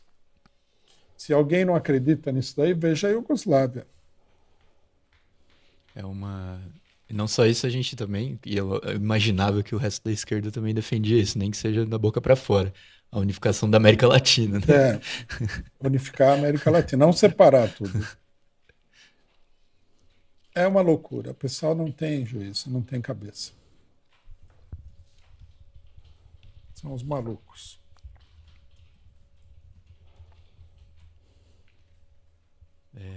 Deixa eu fazer umas perguntas que tem a ver com identitarismo, então, que daí a gente parte para outras questões nacionais. Rui, se a liberdade de expressão fosse irrestrita, é do Arthur Silva. Se a liberdade de expressão fosse restrita, o patrão poderia injuriar o empregado? Sou cidadão que fez essa pergunta, acho que nunca trabalhou numa fábrica, né? Você Mas trabalhou no tem, Correio, como é que era? O chefe? Só de olhar pra você, o cara já parece que ele tá te injuriando. Não precisa muito. Não precisa nem Porque falar muito. a fábrica é um verdadeiro paraíso de liberdade, né? Exatamente. Qualquer coisa que você fizer, o cara. Se a liberdade de expressão fosse restrita, não mudaria nada na fábrica. O operário continuaria sem poder falar nada e o patrão falaria tudo o que ele queria, como é hoje. Você vê que essas ideias elas vão confundindo a cabeça da pessoa, né? A pessoa acredita que o país é um país onde a pessoa não pode ser ofendida, maltratada. Como assim, pô? E, bom, mais uma aqui. Do Arthur Silva também. Rui, qual a função... Bom, isso aqui já é uma coisa mais filosófica, mas qual a função da moral na sociedade? O ser humano pode ficar integralmente livre dela? Não, porque a moral é uma coisa, uma norma de conduta, né? Ela vai se alterando de acordo com as alterações sociais, né? Nós não pregamos a inexistência de todo tipo de moralidade. Nós pregamos uma moral mais evoluída, mais de acordo com os tempos atuais, em primeiro lugar, e com as convicções revolucionárias. É uma norma de conduta, né? Isso aí não tem como o ser humano não ter essa norma de conduta. Bom, e aqui, Robocop Gay. Rui, como convencer a esquerda a se afastar da pauta woke para voltar a ser competitiva nos pleitos? Tem que... Eles vão se convencer já já. Porque o Macron, a hora que ele viu o desastre político dele, ele já começou a voltar atrás no identitarismo, no woke. Quer dizer, não vai, isso aí não vai. Todo mundo vai abandonar isso. É uma política do imperialismo, né?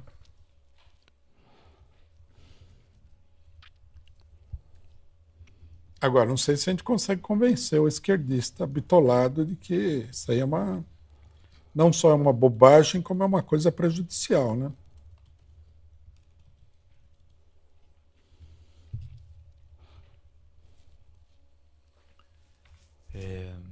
Bom, João, pode mandar. Depois a gente faz mais. Rui, vamos falar um pouco sobre as manifestações em defesa da Palestina? O PCO e outras entidades organizaram a manifestação no dia 30, no domingo,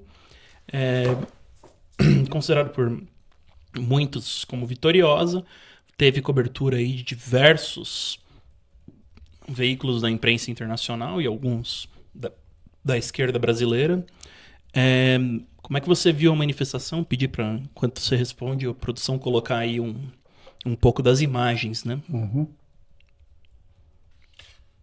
Bom, nós nos propusemos a colocar a luta em defesa da Palestina num novo patamar. Eu acho que nós conseguimos isso. Né? Tem muito chão ainda, mas foi um importantíssimo passo adiante. A manifestação foi grande, talvez tenha sido a maior manifestação de protesto, né, contra o que está acontecendo na Palestina. Parece que a primeira teve um certo público, né? A primeira, a segunda teve. Depois o negócio se esvaziou. Se essa daí não foi a maior foi uma das maiores e foi, com certeza, a mais bem organizada, mais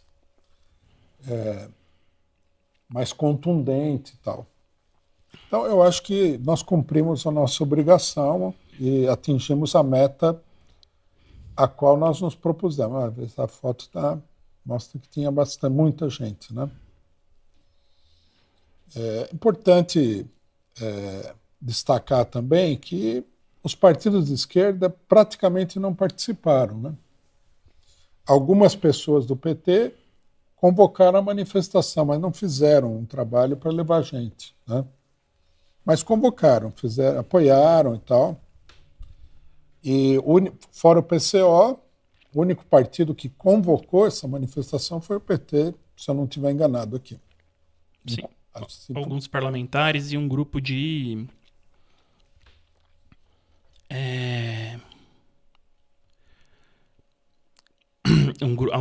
um grupo de formação do PT e alguns parlamentares. Então, quer dizer, foi um esforço, em grande medida, do próprio PCO, né? Como nós falamos no começo, o nosso objetivo não era monopolizar a manifestação para o PCO. Inclusive, quem esteve na manifestação viu que ali tinha de tudo, né? Teve gente que levou o quadro, né? Como é que se diz? Na moldura e tudo, com vidro do Ismael Haniyeh. Não foi o pessoal que levou, foi um pessoal árabe, né? Palestino. Outros levaram aí um cartaz do general Soleimani, tinha de tudo, né? Foi bastante variado, todo mundo que se apresentou falou, né? Não houve nenhuma exclusão de nada. As cores da Palestina dominavam, então, surgiu aí a calúnia de que na manifestação do PCO não tem cores da Palestina, basta ver a foto, que a gente vai ver que vermelho, preto e verde tem de monte, né? Então, foi uma manifestação ampla, apesar de que o esforço de convocação, em grande medida, ficou com o PCO. Compareceram organizações populares importantes, a FLN, na Frente Nacional de Luta, FNL, Frente Nacional de Luta, a FIST do Rio de Janeiro, que é um movimento de ocupação, né? Não vou conseguir citar todo mundo aqui, né? Não é uma omissão, vamos fazer a lista. Sindicatos convocaram e tal, né? Tem agente do PT bastante na manifestação também. Falou o Breno Altman, falou o presidente da POSP, acho que é vice-presidente. Sim. Vice-presidente da POSP. Falaram representantes de organizações árabes, né? Falou o vice-presidente da Ibraspal, o Reda, que é do Campo Democrático Árabe, Campo Progressista Árabe. Falou uma pessoa da FEPAL, né? Não era da direção da FEPAL, mas não era de São Paulo, mas falou. Falaram representante dos indígenas do Mato Grosso do Sul. Quer dizer, foi um ato diversificado, interessante. As colocações políticas foram bem contundentes, né? Eu acho que o ato foi bem radical nesse sentido. Um ataque duríssimo contra o sionismo, defesa dos palestinos, defesa da luta armada dos palestinos. Aí tem a foto do chefe do Ansar al-Allah, né? Também não foi a gente que trouxe esse quadro. Tem um do Haniyeh e outro do Al-Houthi, não é? Essa foto. Quer dizer, foi um grande sucesso, foi extraordinário o ato, todo mundo saiu entusiasmado, que é importante, né? Nós trouxemos gente de vários estados do país, não trouxemos muito por um problema de dinheiro. Se nós tivéssemos mais dinheiro, a gente poderia ter feito um ato, no mínimo, 2 vezes maior. Nós fizemos a campanha para trazer o pessoal, alugamos aqui uns 20, 25 ônibus, né? Importante destacar que, por exemplo, só de Brasília custava mais de R$10 mil o ônibus. O ônibus, No Mato Grosso do Sul era ainda mais caro. Quer dizer, aqui é uma coisa importante, né? Porque o pessoal que calunia o PCO não vê essas coisas, não vê, não procura ocultar isso, né? O PCO gasta dinheiro na luta popular. Eu acho que no Brasil, nesse momento aqui, é o único partido que vai lá gastar dinheiro para alugar ônibus para trazer gente na manifestação da Palestina. Aí alguém, né, sempre tem uns gaiatos que vão falar, não, o pessoal está se aproveitando da luta palestina. Não, não estamos nos aproveitando, estamos impulsionando a luta pela Palestina. Então, acho que foi uma vitória e nós temos que dar continuidade. Né? No dia seguinte ao ato público, nós reunimos a direção do PCO e discutimos que é necessário agora reproduzir esse ato nos principais estados do país, nas capitais. É o que nós vamos organizar a partir de agora. Tá? Nós vamos ver se a gente consegue realizar atos mais ou menos significativos nas capitais mais importantes. Rio de Janeiro, Minas Gerais, capitais do Nordeste, do sul do país e assim por diante, no Distrito Federal. Vamos ver o que a gente consegue fazer. Vamos ver que é um pouco mais complicado do que fazer esse ato, né? Porque a dispersão dificulta um pouco. Mas eu acho que nós temos condições de fazer, vamos fazer. Né? É muito importante nesse balanço destacar o problema da campanha. Né? Nós distribuímos aí quase 200 mil panfletos de convocação do ato, que é uma campanha que vai atrás da população. Né? A esquerda se contenta em fazer um comentário na rede social. Você faz um comentário na rede social, a não ser que você tenha milhões e milhões de pessoas seguindo você, está falando para um círculo reduzido de pessoas. Já 200 mil panfletos atinge um número muito grande de pessoas. Se o cidadão pegar o panfleto, mostrar para os amigos, levar para casa e tal, eu calculo assim que, por baixo, né, sendo muito modesto, mais de 500 mil de pessoas viram esse panfleto. Acho que alguns milhões de pessoas viram a nossa campanha, que nós pregamos cartazes e fizemos também o trabalho na internet, logicamente. Então, a campanha ela tem um alcance muito maior do que a manifestação em si. Na manifestação vão as pessoas que estão mais decididas a se mobilizar. Na campanha, você atinge um número 10, 20 vezes superior, 100 vezes superior de pessoas. Né? Então, nós queremos fazer uma campanha ainda maior nos estados. Né? Se nós distribuímos 200 mil panfletos em São Paulo, eu acho que nós temos que ir para uma campanha para distribuir no país inteiro coisa de 1 milhão de panfletos. A campanha em si é tão importante quanto a manifestação. A manifestação é importante porque, né, as pessoas veem a manifestação, tal, sai no jornal, a gente divulga, tem uma repercussão. Mas a campanha anterior, ela atinge um número grande de pessoas. Isso é uma parte importante dessa luta. As organizações de esquerda não acompanharam, pelo contrário, né? Procuraram boicotar o ato. Não. É um ato meio que assim, quixotesco deles, né? Boicotar o ato. É uma luta contra moinhos de vento, porque eles não conseguiram nada. Né? Mas eles fizeram um esforço. Eles pressionaram todo mundo que eles viram que estava apoiando o ato a não ir no ato. O próprio... teve um rapaz que estava apoiando o ato aí, falou que recebeu mais de 20 telefonemas falando para ele não ir no ato.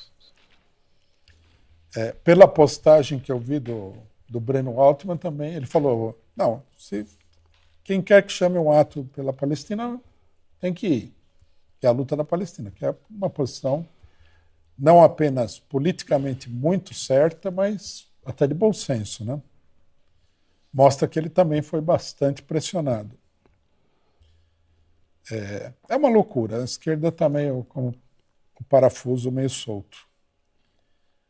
Então, eu acho que foi muito importante, né? A repercussão na imprensa, grande. Al Jazeera deu quase 3 minutos de reportagem sobre o ato, Al Jazeera em árabe, né? Mostrando a luta no Brasil. Eu fiz uma entrevista no dia seguinte para Span TV, que é iraniana, e em espanhol, né? TV iraniana em espanhol.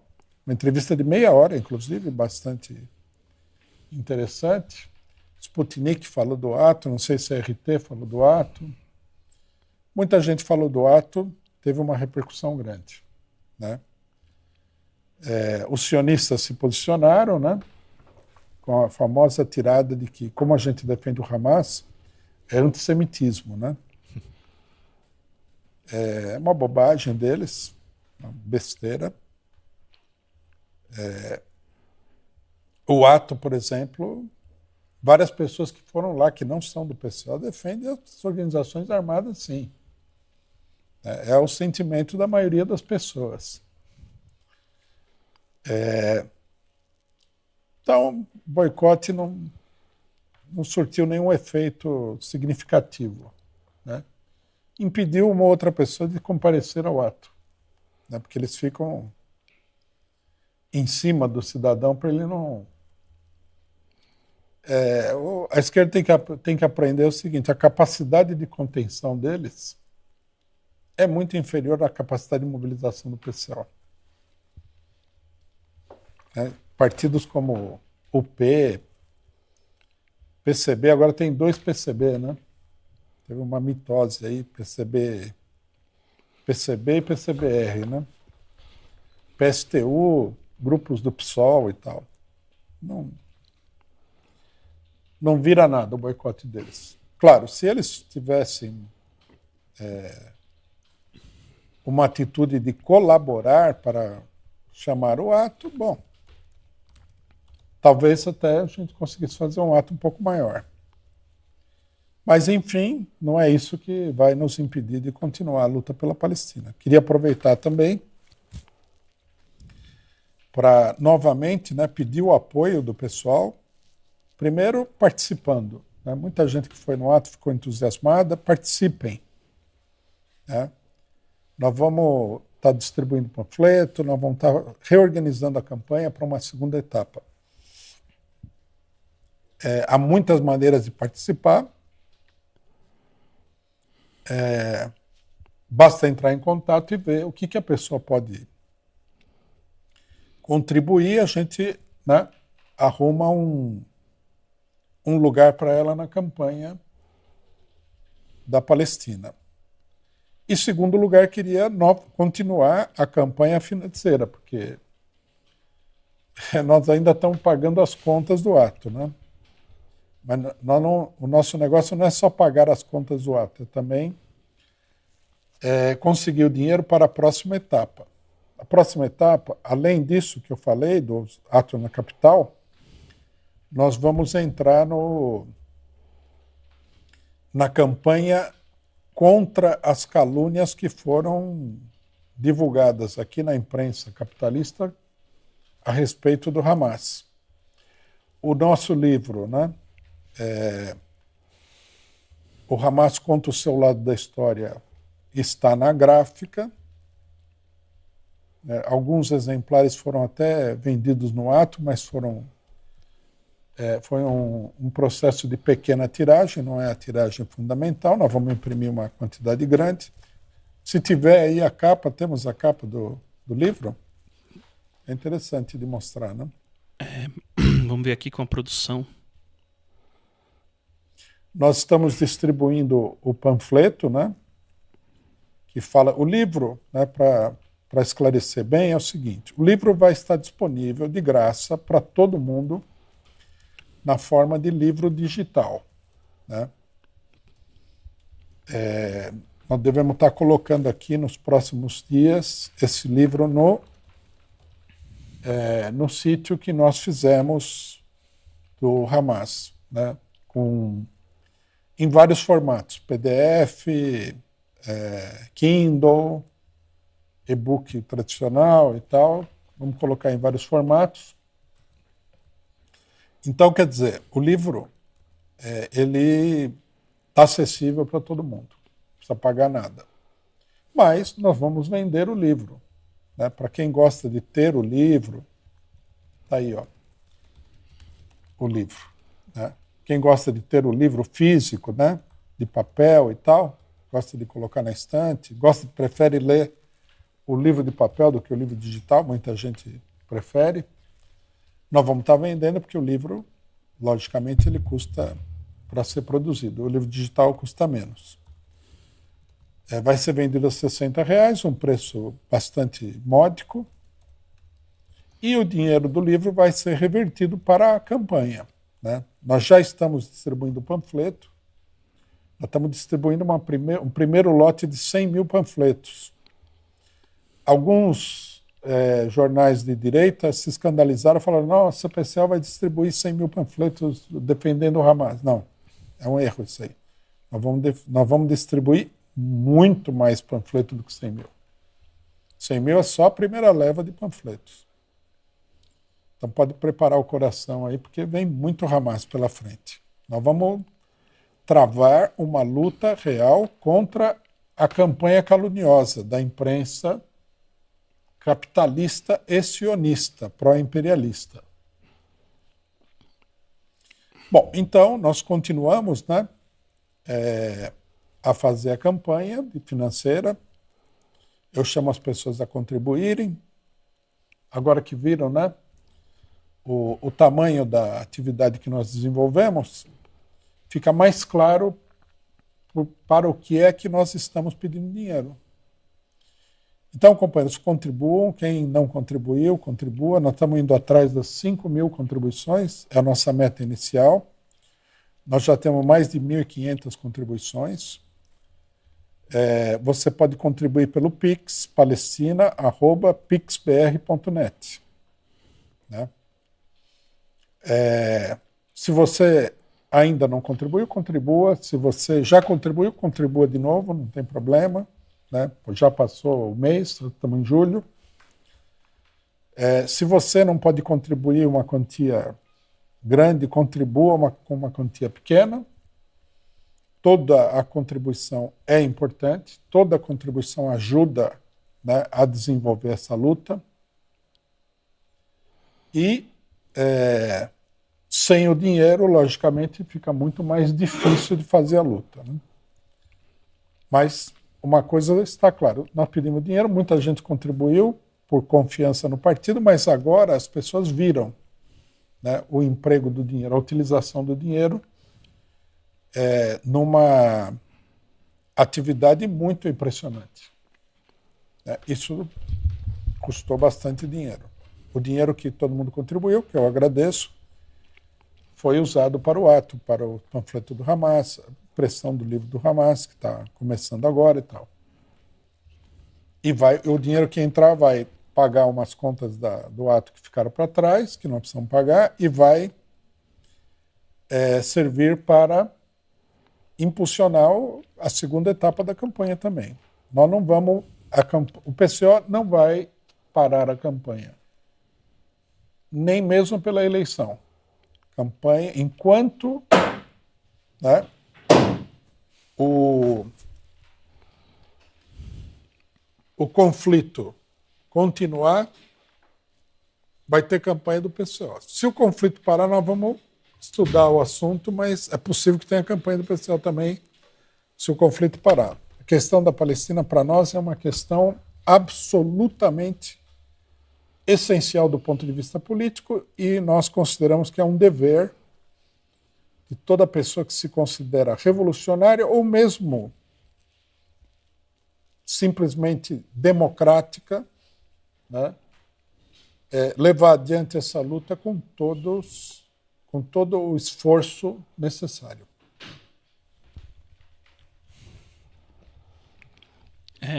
Temos comentários? Palestina Livre mandou um live pix dizendo: o PCO é o Brasil no eixo da resistência, junto com Irã, Iêmen, Líbano e todos os grupos palestinos.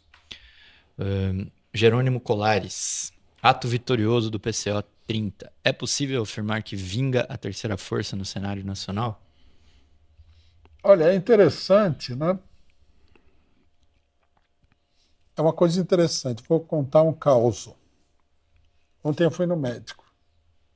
Era uma médica. Aí, conversa vai, conversa vem. E acabei falando para ela que eu era presidente do PCO. E ela falou o seguinte: o PCO é um partido que era meio irrelevante na política nacional, mas que agora está muito em evidência. Interessante, uma médica. Não há pessoa política, nada. Mostra a percepção do. Quando eu falei PCO, eu falei assim, não, sim, sem dúvida e tal. Quer dizer, eu acho que tem uma quantidade grande de pessoas que pensam assim, PT, PSOL, PCO. O, quem é que escreveu uma matéria que falava isso? Um Uma direitista? recente, né? Pondé. Pondé. Pondé escreveu uma matéria e falou assim, eu sou contra o capitalismo, mas não vou entrar nem no PT, nem no PSOL, nem no PCO. Quer dizer, é um passo que nós estamos dando no sentido de se constituir, sim, na terceira força. Eu acho que nós temos condições de ocupar plenamente esse lugar. Na imaginação de muitas pessoas, na cabeça de muitas pessoas, nós já estamos nesse lugar aí. Precisamos crescer, né? Precisamos aumentar o número de militantes, de filiados, e assim por diante. E isso, né, vamos ter claro, sendo atacado de tudo quanto foi lado. Aí, inclusive, é interessante, né, mencionar que o processo do companheiro Ieri, o Ministério Público pediu para ser arquivado. Falou, não tem causa. Não se pode dizer que ele defendeu nenhum crime, o Hamas não é considerado terrorista nem na ONU, nem no Brasil, então o processo não tem motivo de ser. Pediu arquivamento. Vamos ver se o juiz concorda com ele. Esse é um processo, né? Nós temos um monte de processo. Temos processo, temos denúncia nas redes sociais para cancelar o PCO, tem de tudo. É tiro para tudo quanto é lado. Bruna Ferraz comenta. Vi cartaz e panfleto desse ato. Não entendi por que a outra turma não foi. É a quinta série? É a quinta série. Eu acho que ela está certa nisso aí. Inclusive sobre a quinta série. Daqui a pouco nós vamos encerrar essa live aqui no YouTube e vai ter aí uma programação extra para quem estiver assistindo no play.cotv.org.br. Então, daqui a pouco vai ser bem engraçado.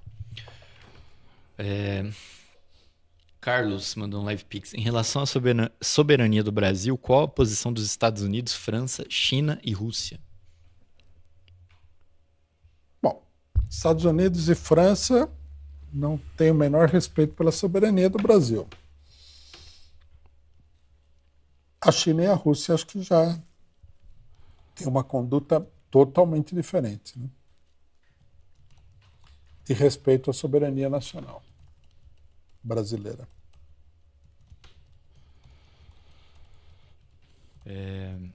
Bom, entrando em alguns temas mais então específicos aqui de companheiros que contribuíram, o camarada ou a camarada Amig mandou: classe média sustenta os banqueiros e o governo.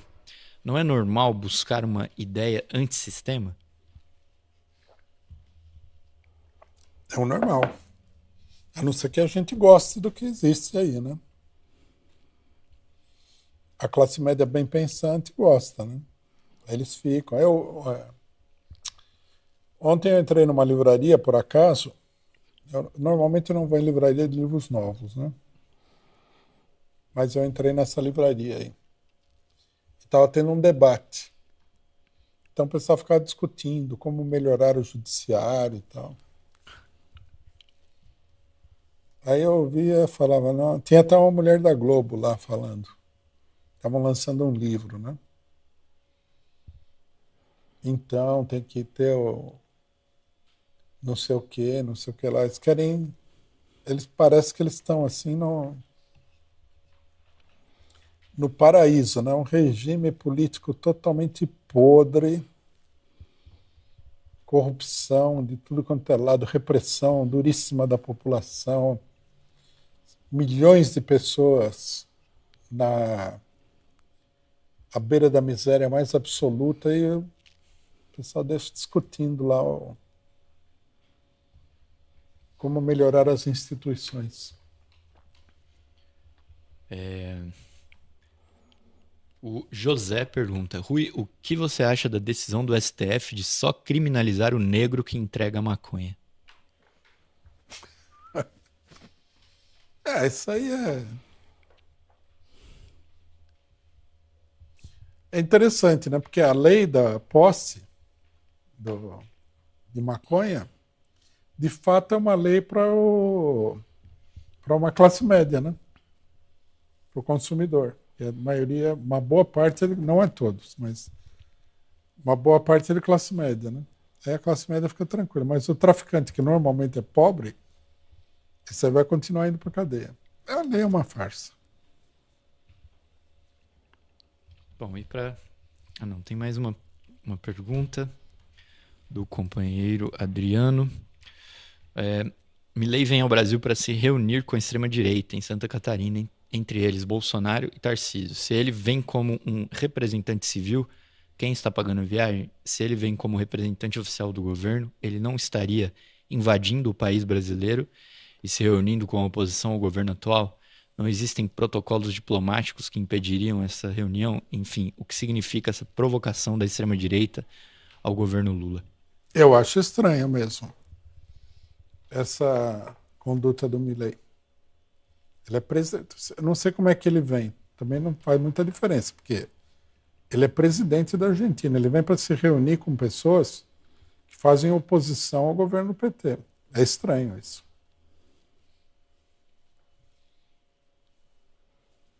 É irregular. O governo PT podia falar: não, senhor.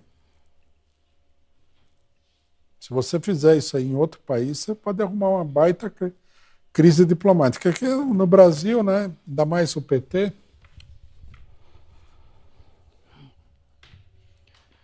Bom, e aí agradecer a mensagem anônima que contribuiu com a gente, LivePix, e também a Lu Marques, que contribuiu, mas não mandou uma mensagem aqui. Muito obrigado para todo mundo que contribuiu pelo LivePix e convido você, a todos os programas aí, a mandar seu LivePix e também assinar a nossa imprensa pelo Catarse.